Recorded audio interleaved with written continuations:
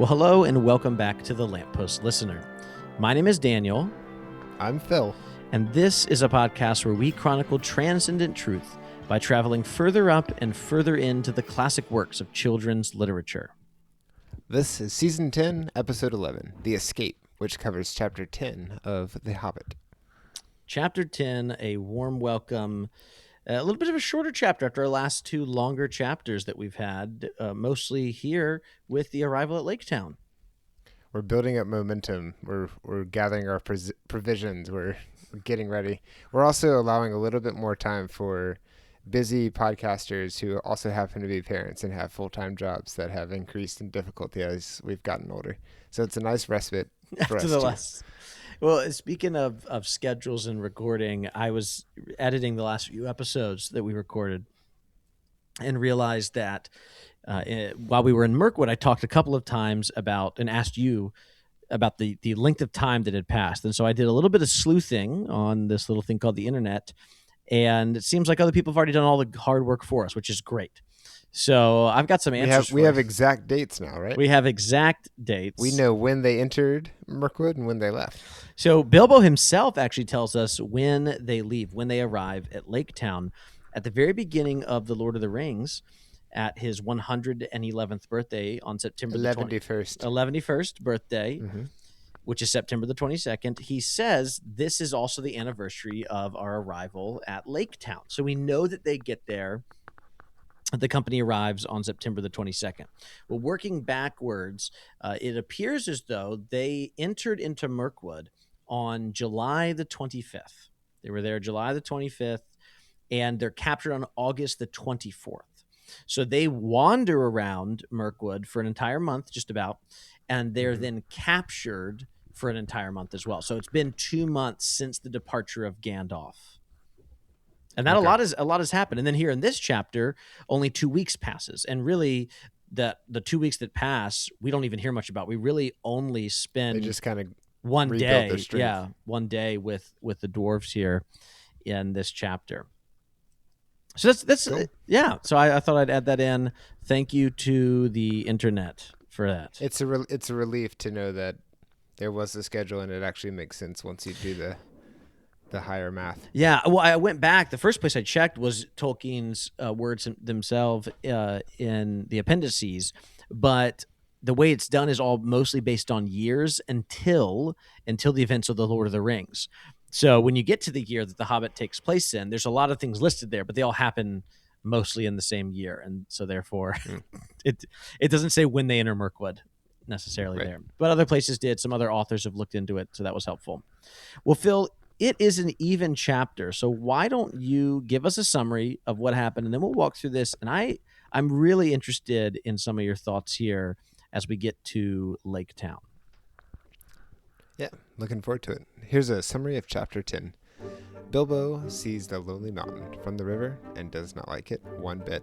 He arrives just outside of Lake Town and frees an unhappy Thorin, who takes a moment to recover from the cramped, soaked conditions. Once the others are extracted from their travel barrels, the group approaches some unsuspecting guards, and then are led to the master of the town. Thorin's arrival is exciting, and many people begin singing of the legend of the king beneath the mountains. A week of building up strength and feasting follows, after which Thorin capitalizes on the energy of the townspeople and asks for help. The master grants it to him, mainly to save money and have people return to work, and 3 boats set off, laden with provisions, dwarves, and a hobbit. All right, and then they head towards the very daunting Lonely Mountain.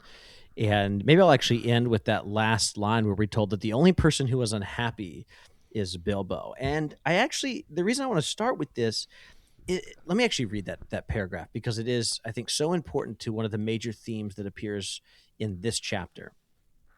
So kind of working backwards here, this is a little Memento. That was the name of the movie, right? We're going to start at the end here. Here's the last paragraph. So one day, although autumn was now getting far on, and winds were cold and leaves were falling fast, 3 large boats left Lake Town, laden with rowers, dwarves, Mr. Baggins, and many provisions. Horses and ponies had been sent round by circuitous paths to meet them at their appointed landing place. The master and his counselors bade them farewell from the great steps of the town hall that went down to the lake. People sang on the quays and out the windows. The white oars dipped and splashed, and off they went north up the lake on the last stage of their long journey. The only person thoroughly unhappy was Bilbo. And the reason I want to start with this, one of the major themes that pops up throughout this, relatively short chapter is the celebratory nature of what has yet to actually happen. There is a lot of celebrating before the actual hard work has begun on both the side of the people of Lake Town, the men of Lake Town, as well as the company of dwarves themselves. And it seems in some ways to be Bilbo the only person who really has a sense of what lies ahead of them.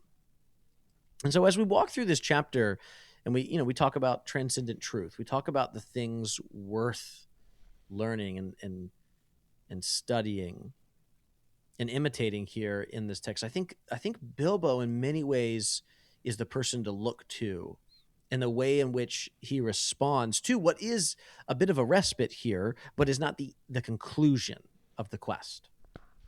Yeah, for him, the dread is building. And I'm curious how much of that is because he's the only one who got a glimpse as they came in. Mm-hmm. He knows what they're headed toward. And how much of it is that he has a cold? That's true. He's also feeling pretty sick from that. So let's go back, though, now to the very beginning of the chapter. Bilbo does the barrel scheme. It succeeds. They ride down to Lake Town. Everyone's sore and hungry, and no one, once Bilbo actually breaks them out of their barrels, no one is very happy with Bilbo. Thorin eventually does, say he's at his service, but they're all relatively frustrated, as one could expect here. It's been a terrible journey for all of them. Yes, they're alive, but barely. Get it? Yeah. Get it? Barely. Yeah. Can I talk to you privately for a second? We don't do that kind of pun. That's pretty good. We get a quick mention of Gandalf, and I thought this part was really interesting because we basically find out that Bilbo doesn't know this, but he accidentally found the best path to get out because all the other paths have something wrong with them, and it was causing Gandalf quite a bit of anxiety. And he also doesn't know that Gandalf has already received word and is now making his way back. So only the readers get to know this. But we get to find out that Bilbo doesn't know it. And it creates this interesting just tension. And when is Gandalf going to show back up? Yeah, it's been a while. It doesn't happen in this chapter. No, not at all. And it won't happen in the next few chapters either. We know this as readers of the book previously. But this leaves most of the saving of the company to Bilbo, and he continues.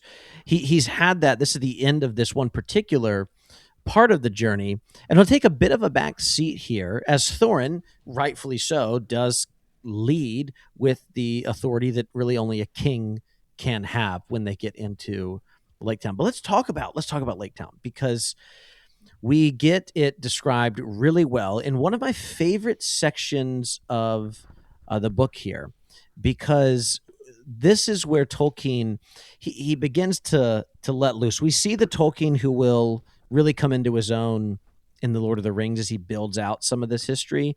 He's giving us quite a bit of world building here as we hear about the people who live there. We hear about especially the geography. We're told, as you just kind of alluded to, the geography has even changed a little bit since Gandalf first was there, which is why he's starting to be worried.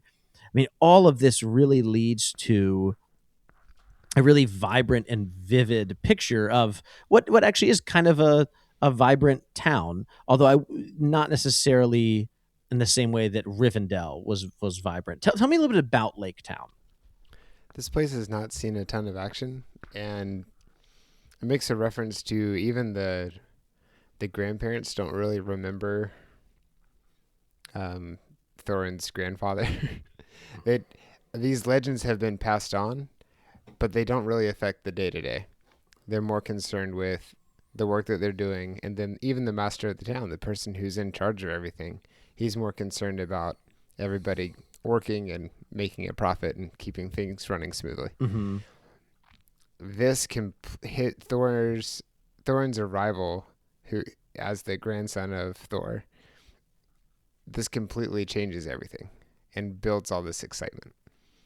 And so much excitement that everybody kind of just takes off for a couple weeks and enjoys this impromptu holiday. Yeah, it's a big Um, party. but we also we get a glimpse of how the lack of any threat has made them a little bit soft and lazy. They just kind of walk up to the guardhouse and burst in, and nobody expects it, and they're all startled and they're scrambling for their weapons. And then it's even more awkward when they say, "Okay, we'll take you to the leader of the town, but you have to put down your weapons." They're like, oh, They about said, that. We don't have any weapons. Just they're running the playbook, but they don't actually they're not really sharp in thinking Yeah, as let's they should if the dragon had been a continuous threat or if other people had been a threat. let's actually talk a little bit about that first encounter here on on the shore before they actually go into Lake Town itself. Let me read just a little bit here because I think it helps establish just exactly what you're talking about in Tolkien's own words. So, leaving the others, Thorin and Fili and Kili and the Hobbit went along the shore to the great bridge. There were guards at the head of it, but they were not keeping very careful watch, for it was so long since there had been any real need. Except for occasional squabbles about river tolls, they were friends with the wood elves. Other folk were far away, and some of the younger people in the town openly doubted the existence of any dragon in the mountain, and they laughed at the graybeards and gammers who said that they had seen him flying in the sky in their young days. That being so, it is not surprising that the guards were drinking and laughing by a fire in their hut, and did not hear the noise of the unpacking of the dwarves or the footsteps of the four scouts. Their astonishment was enormous when Thorin Oakenshield stepped in through the door. And this is where Thorin comes in and declares himself as the king under the mountain, having returned. And like you said, what happens is, they're not overly worried about them being dangerous. I mean, they don't like start attacking them. They're like, yeah, you can't bring your weapons with you. Of course, we know they don't have any. Even poor Orcust has been taken away. Yeah. But they actually are pretty open to this. Now, this is where I think it's really interesting for us to think through the mindset of the people of Lake Town, because every other group of people that we've met so far have been very wary of strangers. I mean, I guess Elrond and the elves of Rivendell, the high elves, were welcoming, but they were still a little concerned. And again, they tried to tell him not to go on the quest, right? Yeah. And again, they also had Gandalf with them, which makes things a lot better. But obviously, the Wood Elves, even meeting Beorn, even the Eagles, right? Everyone's just been a little like, who are these people? It's been a little tense. Whereas here, they're just kind of like, all right, cool, come to the feast. Like they just take him to they don't check on the story. They don't do it. I mean, remember Beorn went into bear form, went and checked their whole story out. Yeah. The men just kind of lead them in. I think you're exactly right when you say that it's made them a little bit lazy. They're not really on their guard because they've become comfortable where they I are. also they're not as powerful as Beorn or the elves. Wouldn't And that make you they're more wary though? Wouldn't you be more concerned if I'm Bear and I'm a bear, I'm like, well, whatever. I can literally eat these people. yeah, that's interesting. No, what were you going to say though? I interrupted you. Sorry. No, I that is a good point. I just think that their interest is more economic. And so Yeah. this trade route, they probably see new people all the time. And they're more interested in like how can we benefit from this? Yeah, it's interesting. The people. Do you actually remember the name of Lake Town? It has a name. It's not actually called Lake Town. Oh, I don't. I was calling it Lake Town this whole time because Well, of the illustrations in my electronic I'm version. trying to remember if it actually appears in this book or if it's more of in some of the appendices and stuff. Esgaroth is what the Hmm. actual name of the town is. It's not actually called, but kind of colloquially, it's known as Lake Town, which is what we'll call it because that's what the story calls it. But Esgaroth. unlike, say, Edoras or Osgiliath or Minas Tirith. This is a city of men that's not a part of a larger kingdom. So, as far as we know, and I actually did a little bit of reading in a couple of our sources that talk about Middle Earth, Lake Town is not part of any kind of kingdom and therefore is not under the rule of a king. And as we get into talking about the master, I want to talk about this because it appears that he is actually an elected official. And I'm not sure if we've ever met or will ever meet again another elected official in the Legendarium. I can't think of a leader in the Silmarillion or in the Lord of the Rings. Oh, no, you know what? The Shire has elected officials because Yeah, isn't there a mayor? there's a mayor. That's right, and Yeah. Merry and Pippin and Sam all become mayors at some point when they return from the destruction of the ring. Spoiler alert. So, but other than the Shire, no one else, like, you know, Aragorn, when the Return of the King, again, spoiler alert, that's the name of the book. When he takes back the throne, he is absolutely not elected. Denethor as the steward, that is again not an elected position. Think about Theoden. Think about all of the Elven kings. It is very much it's monarchies across the board. And the Master of Lake Town. So a little bit now I'm thinking about it as I think about the fact we do have some mayors there. The Master of Lake Town is not really painted in a great light here, as he's not a villain. And oh goodness, the movie just really does not do Lake Town well, in my opinion, because the Master really becomes this kind of corrupt, evil politician thing, guy. Mm-hmm. Whereas is here, as far as we know, he might be corrupt. He certainly is lazy and self-interested. Mm-hmm. And I think some of this has less to do with him as a character, more to do about Tolkien's critique of bureaucracy and his critique. I mean, what does he refer to himself as? I'm trying to remember. I don't have a letter for us today, but I think at some point he actually says that he's interested more in unconstitutional monarchies, as opposed, like, philosophically. He's like, not maybe in practice, but I think there's a letter he wrote to Christopher that would have been really great preparation if I'd actually done that to pull that up. But we know that he's not, kind of a little bit like Lewis, has a lot of problems with bureaucracy and with a bureaucratic government and the way that he thinks that it actually does something to the human soul, which we won't get into here. Maybe I'll pull up a letter for next time that we can talk about. And so I think the Master of the Town does appear like that. He's very just he's sly. He's very calculating, and I do mean that negatively. That could be a positive thing, but here means negatively because, as Thorin comes in and he proclaims, "Here I am the king under the mountain has returned." The master, actually, here it is. Let me read it to you. Here's what Tolkien, or the narrator, writes in this chapter. Then the master hesitated and looked from one to the other. The Elven King was very powerful in those parts, and the master wished for no enmity with him. Nor did he think much of old songs, giving his mind to trade and tolls, to cargoes and gold, to which habit he owed his position.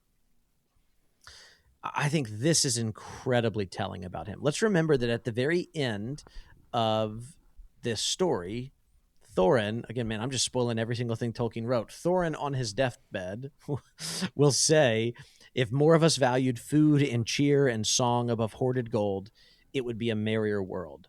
And yet, listen to what the master thinks about. He doesn't think about old songs. He thinks about trade and tolls, cargo and gold.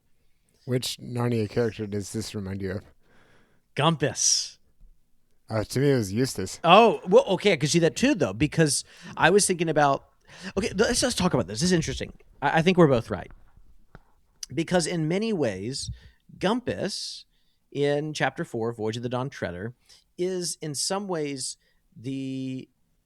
like reductio ad absurdum. I know that's like a philosophical thing, but in practice of like who Eustace becomes, that is actually the end toward which Eustace's hyper materialistic and utilitarian view of the world gets to, right? It just Hmm. gets to administration. And I say this as a principal. Uh, Yeah, as an but, administrator. but a little bit different is what they're thinking. But you get to Gumpus and the ridiculousness in which Gumpus is not evil, but he allows for many evil things. And he does this under kind of the guise, or maybe under the shield of administration, right? Like slavery is allowed to exist, this evil in the Lone Islands, in the Dawn Treader. Hmm. Gumpus isn't the slaver himself, right? As the term that But Lewis he uses permits there, it. but he permits it. And even when Caspian brings it to him, he's like, well, you got these rules and I got to pay like, he's like, look, the world around, like the morality is taken off of the individual and put onto something large that he has no control over. And Lewis actually writes about this. Maybe we'll talk about this at another time. Lewis writes about this in an essay called The Humanitarian Form of Punishment, I think is the name of it, where he kind of actually argues that some of what he argues in it, and again, maybe we'll go through this essay at another time, or our friends over at Lesser Known Lewis will do. I don't think they've done this one yet. It's a really great one. I've read it before. He's talking about things like capital punishment, but I've read it before and thinking about what does discipline look like, in a classical Christian school? How do we do this well in a way that's actually formative for our students? And so I've read it and had some of our teachers read it before. And Lewis, again, is talking about how sometimes policy can actually take morality and make it less human. It makes it inhuman, which Lewis is saying, look, anytime morality is inhuman, you've got a problem, right? And so Yeah. I think Eustace in this way is that. I want to come back. I want to hear what you have to say about Eustace. I think Gumpus and then the Master are kind of living out a very kind of like Jeremy Bentham, John Stuart Mill form of utilitarianism that focuses on things that aren't transcendent. Because again, what does he not do? He doesn't think about old songs. Well, if you've ever read Tolkien or even just this book, you know that if he's not thinking about the truth found in old songs, he's doing something wrong, because Tolkien clearly believes that is something good worth doing. Right. But let's go back to Eustace. What were you thinking about Eustace here? This character seems like this is what Eustace could have ended up as if he had not been placed on a better path. And I think part of why both this character and Eustace's early version were so hard to read about was I feel like that's a great temptation for, I think for both of us, honestly, but for me especially. I think that the things are really cool, but when I think about the things that I want to buy, what the appeal to me is actually that the thing will lead to some experience, which isn't a tangible thing. And a silly example is I bought in 7th grade, I bought a video game system because I wanted to play with all my friends. I wanted to have this thing that would allow me to connect with them. And then they ended up not getting it. And so I actually just was left with this thing that you can't use with other people. But just the stuff that's listed out, he gives his mind to trade in tolls, cargoes, and gold. And those are the habits to which he owed his position. And I think this is how you can end up with paper. On paper, you're successful. You have a lot of stuff. You're making a lot of money, and you have the power and the authority. But you're missing out on those really good things. And those are what's listed before, the old songs. And I think the non-tangibles. Mm-hmm. Oh, that's really good.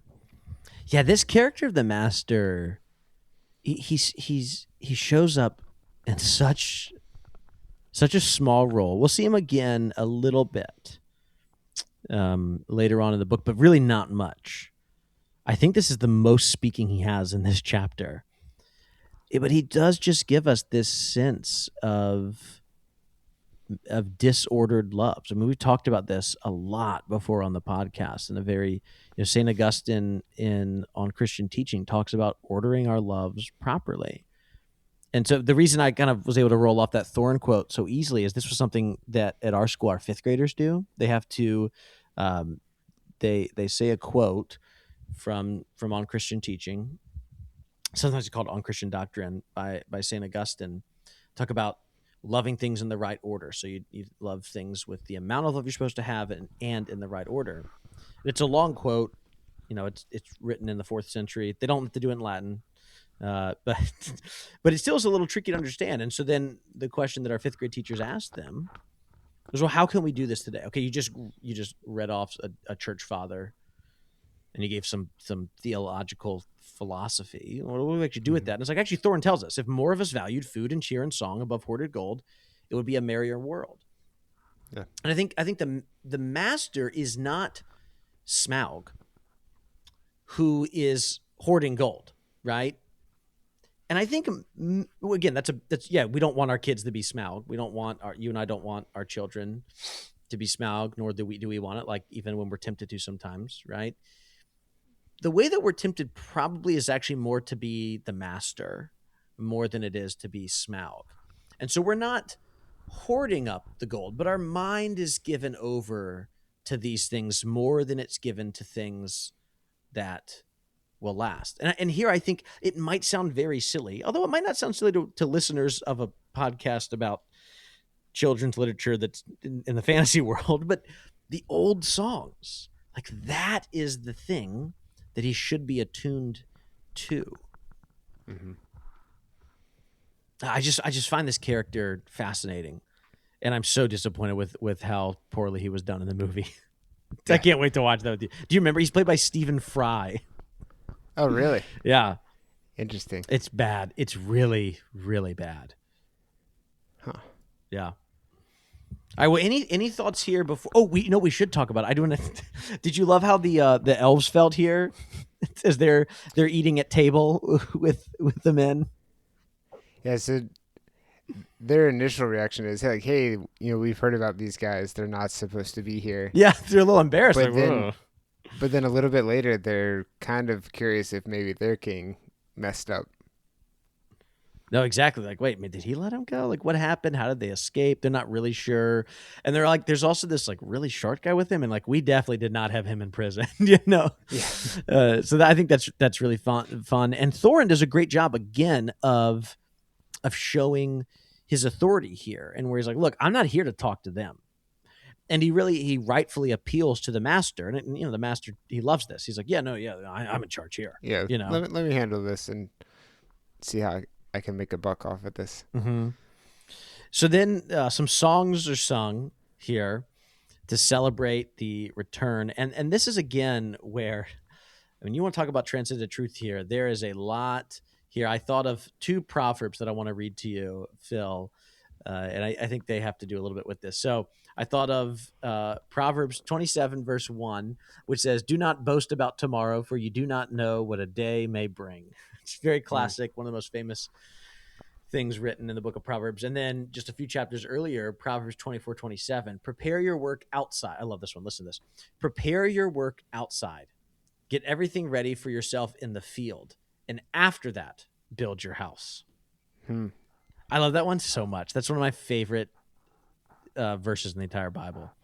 Prepare your work outside, get everything ready for yourself in the field, and after that, build your house.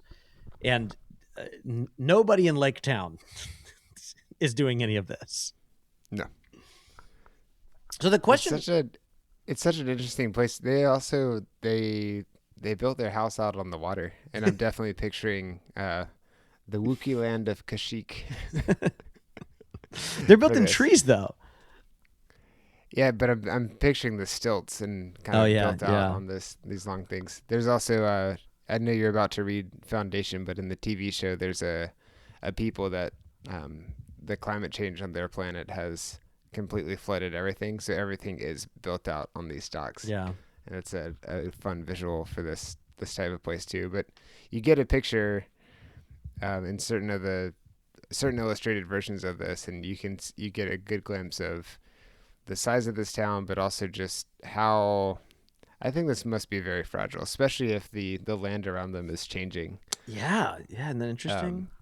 But that place kind of informs the reader's knowledge about the people, where they decide to build, what they decide to do. So they have maximized how close can we get to the water. They're actually on top of the water. They're right on it. And it makes it super easy to trade because everybody just rolls right up. They don't care if you're in a barrel or in a boat or in a raft or anything. You can just come right up.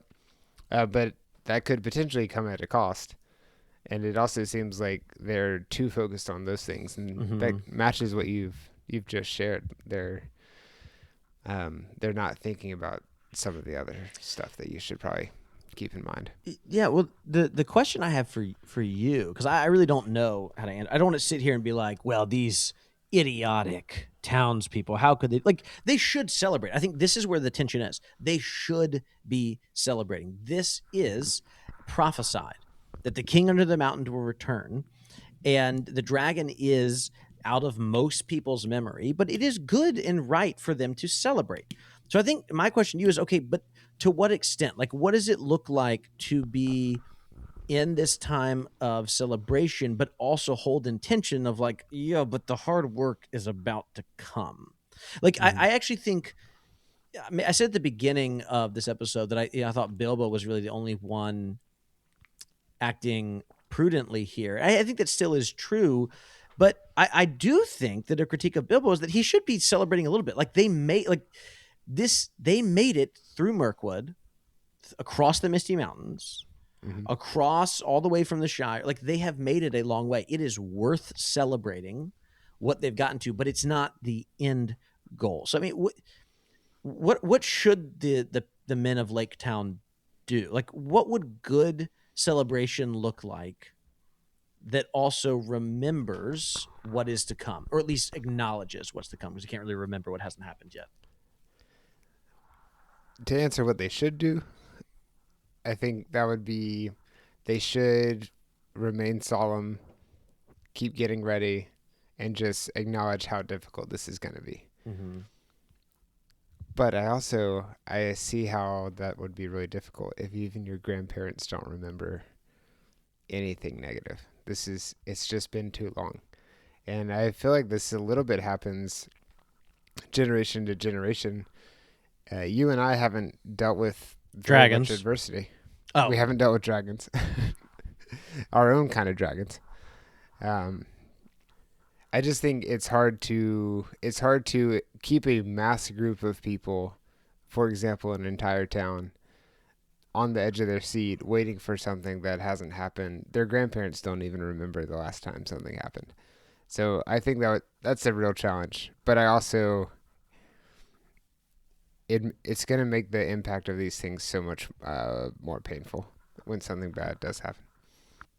I think you're right, but I'm also thinking we're recording this in the season of Advent, which again is not super relevant to anyone listening to this in the future, because this will also air in the new year. Doesn't matter. But and so much of the season of Advent liturgically is living in this kind of tension, right? Like, we are celebrating the fact that Jesus became incarnate, right?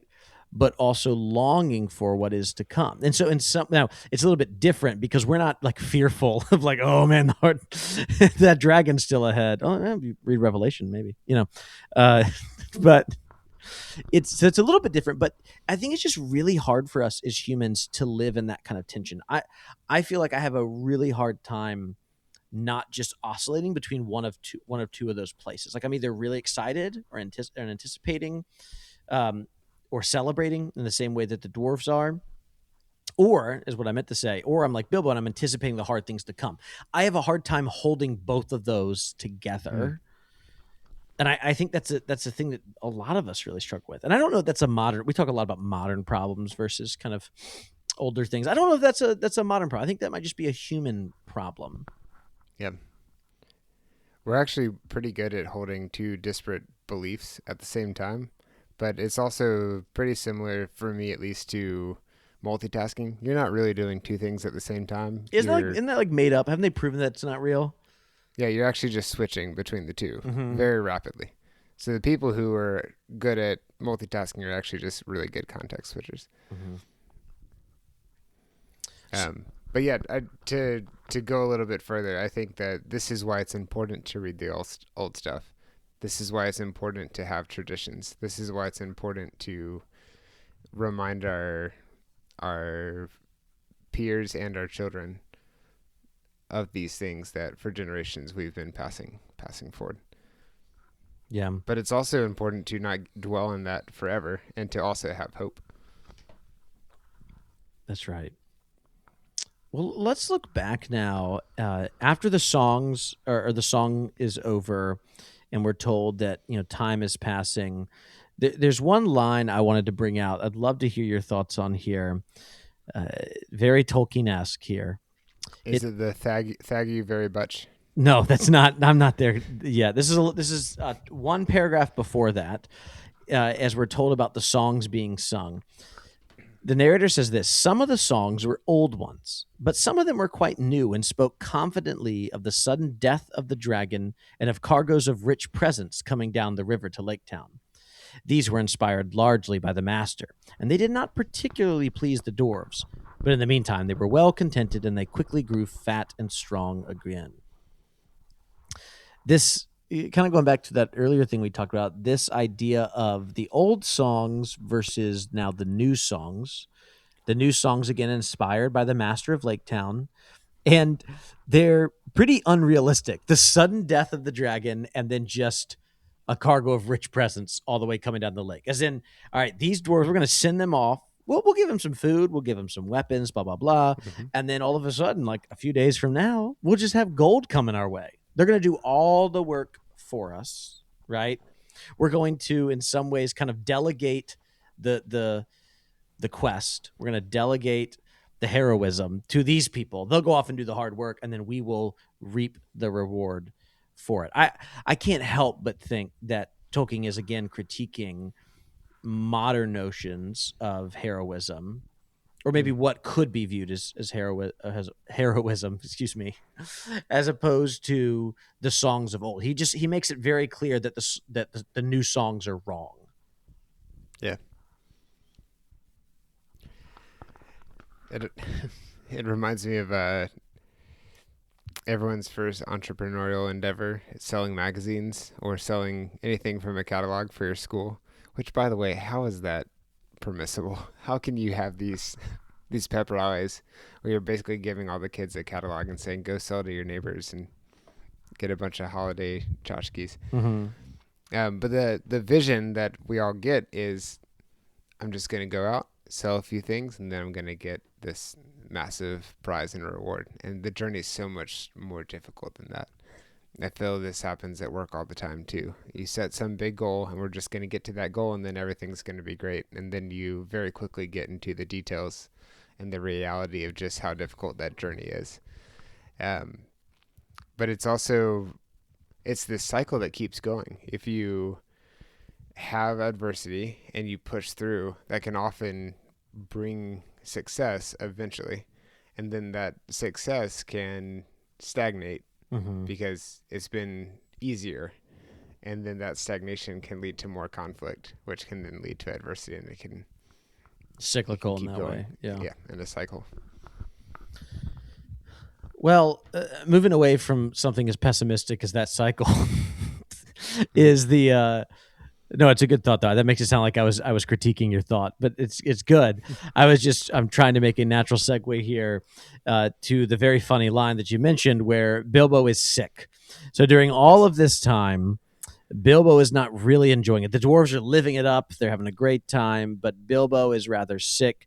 And maybe that's the key. Maybe you need to be sick while you're enjoying the recovery phase. Yeah, that's how you kind of can live appropriately in the tension of like, yeah, it's great, we're eating, but I don't get to really taste the food because I feel so sick. Mm-hmm. But yeah, so Bilbo not having as much fun, but the rest of the dwarves they're even given a home to stay in. We do hear that the other elves go back to Mirkwood. I got to ask you, what is that like? When the other elves go back, what is it like when the Elven King finds out? This isn't in any. I love that we don't know. We never know, and Tolkien it's so scary that you don't know.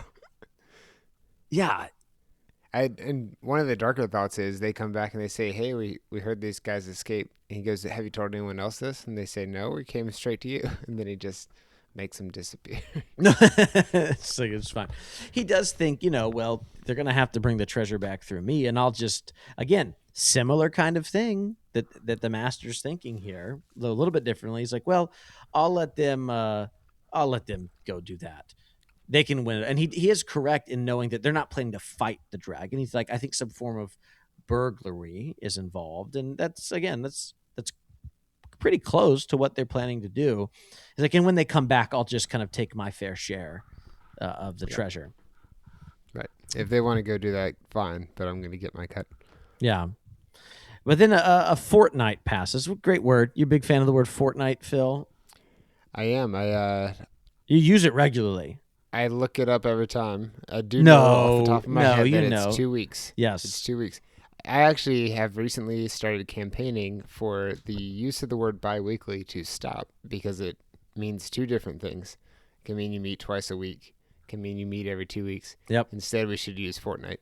I had this problem. We've been talking a little bit about a very popular, cool thing for two people like us, comic books recently on the Dancing Lawn. And I had this problem when I was in middle school or something. I was getting the Amazing Spider-Man delivered to my house. I don't think you can have comic books mailed to you anymore. I think you got to go to the comic book store. But I had it delivered to my house. And I was very excited because it was going to be bi-monthly, which I thought meant it was coming twice a month. And I was spending, I don't know how much money I spent. I saved up some, like mowed some lawn, saved up some money, and I was going to get 24 comic books in a year. And I got 6 because bi-monthly to them meant every other month. It is confusing. We shouldn't do that. How dastardly. Yeah, English is not easy.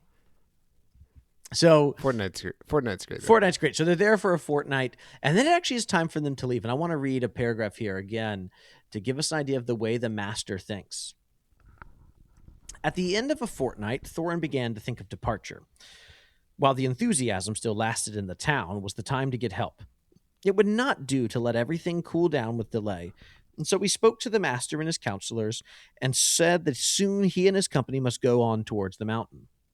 Then, for the first time, the master was surprised and a little frightened, and he wondered if Thorin was, after all, really a descendant of the old kings. He had never thought that the dwarves would actually dare to approach Smaug, but believed they were frauds who would sooner or later be discovered and be turned out. He was wrong. Thorin, of course, was really the grandson of the king under the mountain, and there is no knowing what a dwarf will not dare and do for revenge or the recovery of his own. What was the master's plan here? He's like, I think they're fake, but I'm spending, and at some other point, the very next sentence, it says the master was not sorry at all to let them go. They were expensive to keep. What is his end game here? I think he's just being cautious because he doesn't want to disrupt anything, and he also thinks it'll be easier if it takes care of itself. Yeah, the people are excited, so we can't do much about that. Right. I just love that they clear out this house, they move them all in, and then it starts to kind of add up. And I also imagine they're eating quite a bit. Yeah. And so we need to get them on. To go back right after that song was sung, I didn't read this line, but another line about the master, it says, as for the master, he saw there was nothing else for it but to obey the general clamor, for the moment at any rate, and to pretend to believe that Thorin was what he said. And this is maybe another one of Tolkien's critique of democracy in a way. And we talked about this back when we talked about reading old books. We talk about the way that Plato writes about democracy in the Republic, and some of the ways that Lewis writes about it, particularly in the essay Equality, in a way that's very different, very much more medieval than you and I think naturally.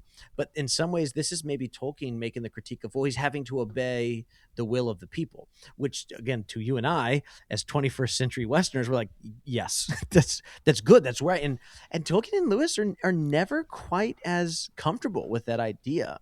Yeah, it brings to mind Hamilton's phrase, the tyranny of the masses, and it's not just him, but just this, if you leave it up to everybody, that may not be the best direction. Maybe we should have people in charge who are guiding people in a different way. The biggest thing is short term results versus long term results. So yeah, like a lot of people, let's just forget all the taxes. Just keep all your money. I'm But 100% on board. This is exciting. yeah, I would I know I would you are. vote for you. That's why I took away your voter ID. um, but then there are long term effects of that. Another example is we haven't invested very much in infrastructure, and now stuff's falling apart. And it actually can be more expensive to fix things when they completely fall apart than it can be to maintain stuff. Mm-hmm. But in the moment, it kind of sucks to have to pay to maintain something that doesn't it already work? What are we doing here? Mm-hmm. Um, and I think about this with leadership too, as I'm slowly moving into these slightly higher roles. Sometimes you have to make unpopular decisions that will pay off the most long term, and it's not the most enjoyable thing to do. Mm-hmm. So this about does bring us to the end of the chapter. The master does, obviously, he's more than happy for them to go. They are equipped well, and I already read that last paragraph.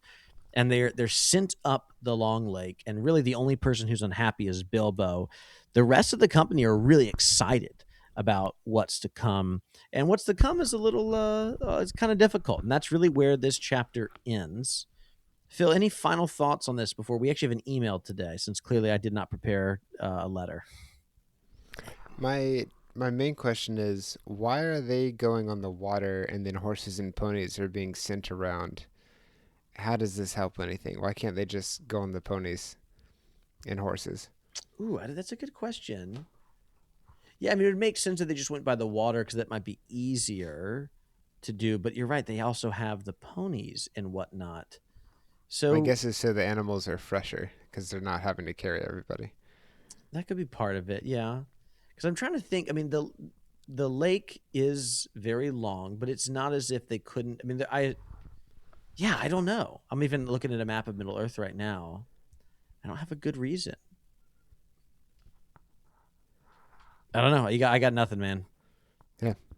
Well, we'll find out in about 4 months when we get a email from That's someone right. who listened to Yes. it a few months after it came out. And they'll tell us why it makes sense. Well, there we go. Well, that's a great transition for us. Speaking of listener emails, why don't we turn to that together? I've got an email. I'll read it for us today because it's right here in front of me. Got an email simply entitled "The Hobbit Feedback," and it is from Vivian Walsh. It's a long one, Phil, but it's good. I'm gonna kind of read maybe a paragraph at a time, and then we'll maybe pause and we'll chat about some of Vivian's thoughts here. All right. Dear Daniel and Phil, longtime listener here, and I love all the content. As well as loving C.S. Lewis, I consider myself a bit of a Tolkien nerd, so I have some comments to make about The Hobbit, which I'm enjoying as much as I've enjoyed the other books you've covered. In some respects, trying to relate The Hobbit to either The Lord of the Rings or The Silmarillion will always be difficult, as we have clearly, you and I, found out this season. Even Tolkien had difficulty with that at times. Originally, The Hobbit was a children's story, but some elements from the stories we know now as the Silmarillion, which Tolkien had been working on for many years, crept into the story. It was not originally written as part of that mythology, which is why it feels partly out of step with the rest of the legendarium. As a storytelling granny, I have some sympathy with elements from other stories getting mixed up with one you're currently telling. Let's pause there for a minute to what Vivian's saying, because you and I have found this too. She sent us this email a little bit ago, and as we've continued to go through the book, we have found this out too, where we even now know that Tolkien even tried to rewrite large portions of the story and mostly couldn't do it. Yeah. I love the fact that these ideas kind of slip into the writing, even though it makes the world a little bit more confusing. I do think this might be why Lake Town is so intriguing, because it doesn't feel connected. And I don't think anything from Lake Town will ever show up in anything other than The Hobbit. So it's odd, actually, to have both a place and a people who we really never see again. Is that true of anything else in The Hobbit? Obviously, we visit Rivendell. We see at least Legolas from Mirkwood, and we know a little bit more about Mirkwood. Mm-hmm. We visit What else are they later on? Well, yes and no. And the Silmarillion, if you're going to get into the different types of elves that there are yes, we see those kind of elves in Tolkien, in the Silmarillion, because these are the elves who I believe they're Sylvan elves, and they did not see the light of the two trees. We won't get into all this kind of stuff. They began the great journey and they didn't complete it. Hmm. We won't get into all that, but yeah, so we see other elves a little bit like this, not like the main characters from the Silmarillion. Those, I believe, are all Noldor. They're all like the high elves, but again, I could be wrong. But yeah, I'm trying to think. We see dwarves, obviously, not these particular dwarves, but we see Gimli. Yeah. I don't know. It might be, and obviously we see the race of men, but they're either from Gondor or they're from Rohan. There's a couple of wild men that we meet, but the Lake Town people are certainly not wild. They had enough infrastructure to build an entire city on a lake. I think unless it's going to have some kind of impact on the story, you don't need to mention everybody.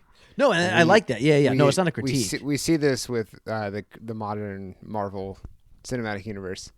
You have someone who, oh yeah, remember this guy? Okay, this guy is now dead. So if you're wondering what happened to that character, you just saw them die, so now I can move on. Mm-hmm. I'm like, oh, you didn't need to include that person. You didn't have to bring them back just to show that you can connect all this stuff. Yeah. So as to me, it always comes back to, is it in service of the story? And maybe Lake Town just didn't have enough to appear again. Yeah. All right. Well, let's keep going with this. Yeah. If anybody thought that was too much Tolkien history, you buckle up, because this is getting fun. I hope I can pronounce everything here. As far as Rivendell, Elrond, and the elves are concerned, I have many thoughts to share. Remembering that Elrond established Rivendell as a safe haven for elves during the wars between the elves and Sauron during the Second Age, specifically after the fall of Ost-in-Edhil, it's quite an achievement to have established such a happy place for elves. Their lighthearted approach, in spite of all the trauma in their background, is great. Some of the Rivendell elves could well be survivors, as is Elrond of the first stage. Also, elves love singing that they sing frequently, as said in the Silmarillion, sadly, though the songs aren't recorded. They're not always serious, not even the high elves. Read carefully and you will notice the humor alluded to at various times, not just silly songs. Because remember, you and I talked about trying to connect the elves that are singing Tra La La Lolly to the elves that we find in many meetings, or even some of the high elves we find in Lothlorien later on. Uh, Continuing, Vivian says, on Elrond and the Swords, Elrond was known as a lore master, and his library contained much of the history of earlier times, so he would certainly have recognized those swords. Glamdring was the sword of his great-grandfather, Turgon, who was the king of Gondolin. Now, remember Gondolin, Phil, in the Silmarillion. You haven't read the Silmarillion, right? I have not. It's a hidden city. It was really hard to get to. It eventually falls near the end of the first stage. Tis a hidden city. It's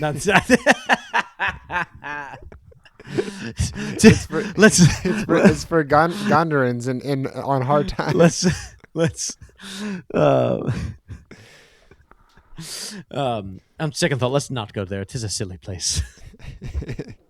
On second thought, no, not really. No. I know you. I love that you went to Jar Jar, and I then jumped to Monty Python. But do you know? Here, we're getting pretty nerdy with Tolkien here with some of these names. Do you know the name of Jar Jar City? What is the city of Naboo, where Boss Nass reigns supreme? Man, I should know this. It's not Theed. No, Theed is the name of the human city. That's the upstairs place. What is it? It is Unta Gunga, I believe. Utagunga. Uta Gunga is the name of the city where Boss Nass. It's a Gungan city. I do not know if it's the only Gungan city. I'm not caught up with my Phantom Menace lore to know if there are other Gungan cities or if this is the only Gungan city. I think it's the only Here's one. a question. Do you think Tolkien was thinking about Phantom Menace when he wrote this? No. You don't think so? No. It's certainly, though, we didn't talk about this, just to pause on the email for a moment. I think it's very clear in some ways that we don't see this a lot in Tolkien because so much comes from the West. I'm not familiar of a city in medieval Europe or in Scandinavia that was built on a lake. Maybe there were ones. I certainly mostly think of Tenochtitlan, which was the capital city of the Aztec Empire when colonization began. That's what I think of. I don't know if that was what Tolkien was thinking of himself, since most of his what he's pulling from comes from very specific places in Europe. But I certainly think of Tenochtitlan. Where does Atlantis come from? Is that Greek? I don't know. You think there's maybe a little bit of Atlantis here? So, yes, possibly. Yeah, I mean, I'm not saying you're wrong. Just based on the water theme. Yeah. All right. Well, back. Interesting. But I don't think that climate necessarily allows for that kind of thing to be easy. That seems like a more warmer tropical. Yeah, I'm not wanting to go on any lakes in Denmark. Like, I'm just no offense to our Denmark. We have quite a few Denmark listeners. Wonderful country. I have a friend who studied abroad there. Butte sounds like a beautiful place. It feels like it'd be pretty chilly. Yes. For a decent amount of the year, not the whole year. But all right, well, back to this email here. So Turgon, he's the king of Gondolin. He is the great-grandfather of Elrond, and therefore Glamdring belonged to him. Now, Elrond's grandparents were Idril, who was Turgon's daughter, and Tuor of the race of men. Their son, Arendil, was born. Again, that's Arendil is Elrond's father. Remember, that's the light of Arendil. We see as a star. It kind of goes on a little bit later. That's the one that Frodo's holding on to in Shelob's lair. Their son, Arendil, was born 7 years before the fall of Gondolin. Idril, Tuor, and Arendil were the survivors of Gondolin, made their way to the mouths of Sirion, where they joined other elven survivors of Morgoth's attacks on elven strongholds. Here, Arendil met and married Elwing, daughter of Beren and Luthien. You've heard that name before. Their sons were Elrond and Elros. Elrond would not ever have met his great-grandfather and probably didn't meet his grandparents either, as they had sailed away into the west, quite likely before his birth. Those swords may well have reminded Elrond of the many unhappy events in his family and of his own traumatic childhood. This is so interesting because that would, with Vivian's thoughts here, that might give us an idea as to why he doesn't want to hold on to him. You would think, oh my goodness, Glamdring belonged to him, or he could rightfully claim it. Same with Orcus too, in a way. I mean, they're both from Gondolin. He could probably claim both, but maybe he's like, look, I actually don't. It doesn't remind me of happy times. You guys can take them. It's strange how things can have that powerful association. I'm here so I'm at my wife's parents' house, but I drove over to my old childhood home. We moved in 7th grade. And just being there and walking down the road with my son, it's triggering all these memories. So I can imagine how having these physical swords there and then giving them away so someone else gets to benefit from them, and then I also don't have to see them anymore. Especially if you have a very good memory as an elf, and then you're living for a much longer time. There's probably lots of room for some negative things to build up. Yeah.